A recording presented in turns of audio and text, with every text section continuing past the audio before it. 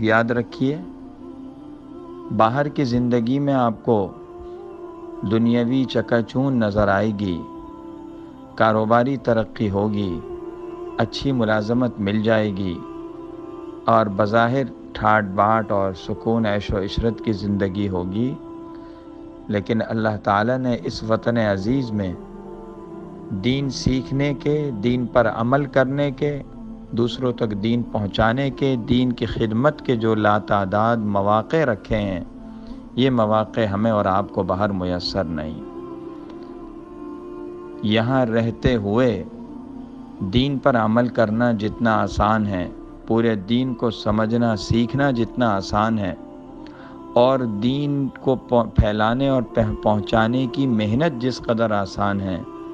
باہر کے ماحول میں ہم اور آپ اس کا تصور نہیں کر سکتے۔ اس نعمت کی قدر کیجیے۔